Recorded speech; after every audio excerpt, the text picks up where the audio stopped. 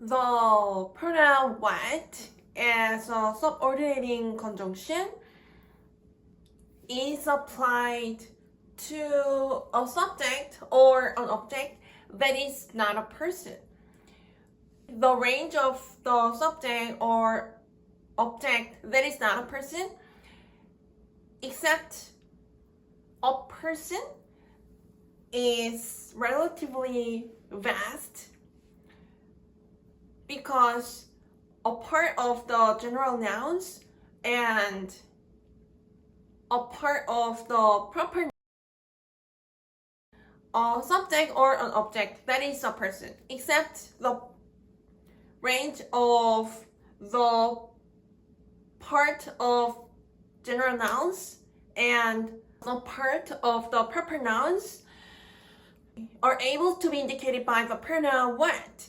So the speaker applies the pronoun what in a description.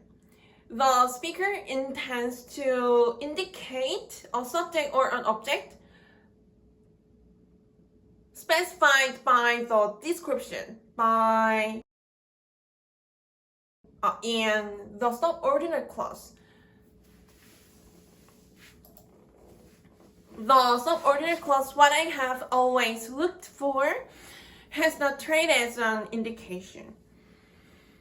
So the discussion about whether the subordinating conjunction what is applied in a defining way or a non-defining way is invalid. This page about the pronoun that as a subordinating conjunction to describe the precedent. The pronoun that is able to indicate every kind of precedent as the precedent. This means that the pronoun that does not select the precedent. Every precedent is able to be indicated by the pronoun that. So the pronoun that is only applied in a defining way. The pronoun that applied as a subordinating conjunction to link the subordinate clause that has the trait as a description to the main clause indicates every subject or object whose number is more than 1. So the precedent in the main clause does not need to be selected.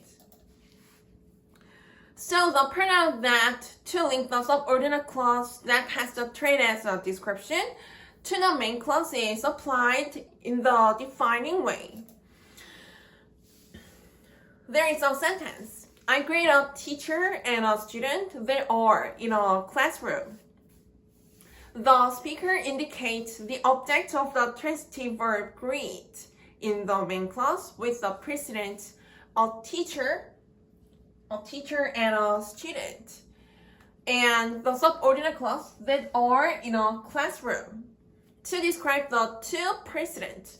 The precedents are stated with the two phrases of the nouns, a teacher and a student. The plural precedents are indicated by the pronoun that, and the be verb are reveals that the subjects indicated by the pronoun that are plural or participate in the conversation with the speaker.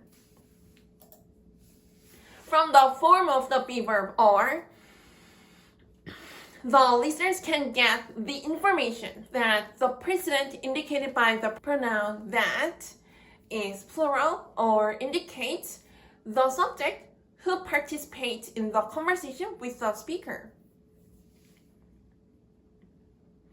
The form of the verb in the subordinate clause, the range of the precedent. In the second sentence, the form of the be verb in the subordinate clause is differentiated into the be verb is. This means that the pronoun that indicates all subject that does not participate in the conversation with the speaker.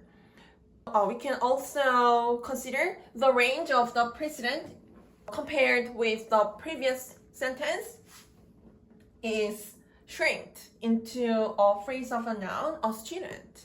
That is stated right ahead of the pronoun that. The second sentence is this. I greet a teacher and a student that is in a classroom. The speaker indicates the transitive verb greet. In the main class with the phrase of the nouns, a teacher and a student to include the precedent, a student. And the subordinate clause that is in a classroom to describe the precedent, a student. The speaker reveals the fact that the precedent, which indicates the same subject as the pronoun that, indicates the singular subject and the subject does not participate in the conversation with the speaker from the form of the be verb is, compared with the first sentence to describe the pronoun that in the subordinate clause.